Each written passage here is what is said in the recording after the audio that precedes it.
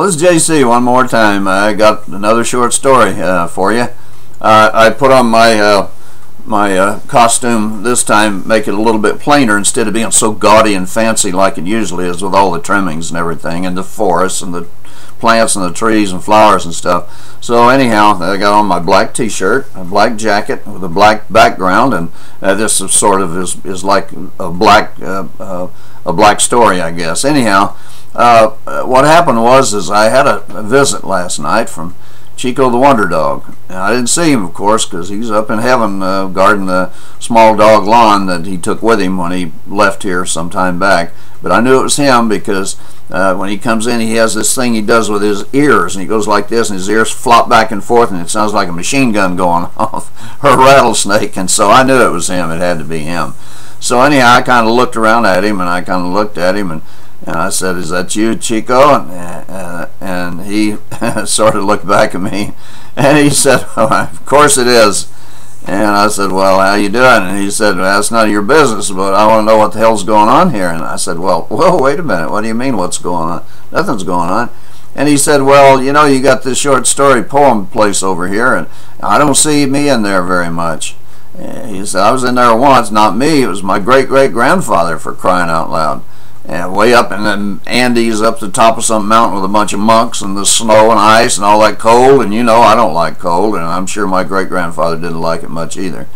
Anyhow, and he said, "I sort of would like to have a story of my own in there." And I said, "All right, is there one that you prefer?" And he kind of looked at me a little bit, and he said, "Yeah, there's one I thought was kind of cute about Donna Lee and me, and of course you were in it too. You had to be there, of course." No big deal, but anyhow, you were.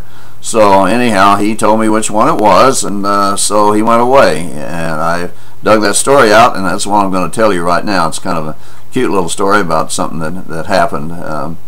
It really happened too. This is a true story too, by the way. So anyhow, without further ado, I'll bring it up and read it off. This is called "What Are You Gonna Do?" Okay, Donna went to the store yesterday to, quote, "look around," end quote. Sure she did, just look around, you know how that goes. Well, when she came back, she carried in a couple of small packages, not enough to need my help carrying, even though I offered. Strange, I thought to myself. Okay, maybe this time the bill from the store will be inconsequential. Sure it will, I reiterated silently to myself. Well, in a couple of moments, or minutes, whichever you prefer, I found something pressing outside, and I found myself walking out the back door, which opens into the carport. At first, nothing caught my attention.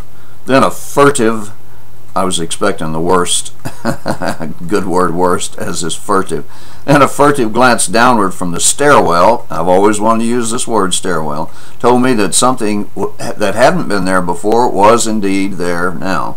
Another great word. I don't know what that one was, but anyhow, all right, cut the bow and get back to the story. Okay.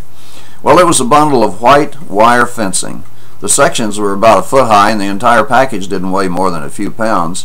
So Donna hadn't, as she stated, needed any help carrying anything. She must have been tired, though, because she left it out of sight at the foot of the stairwell. Actually, they're merely steps, but stairwell sounds so much more impressive. So, okay, I'm getting there. I asked her why, now that's for the benefit of our friends down south and in the big cities. I asked her why she had bought this fence, and she said to go around Chico the Wonder Dog's lawn.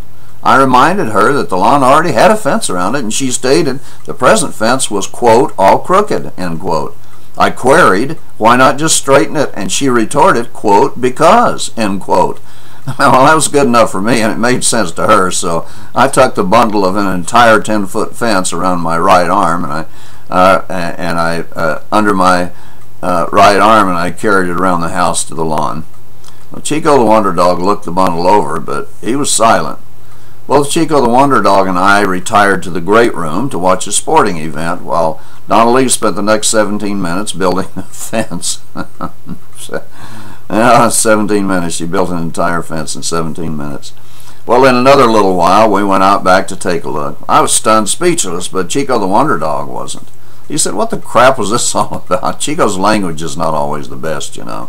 He looked at me. Dogs have to look at you because, as we know, dogs can't talk. I looked back at him. Well, Donna needed something to do.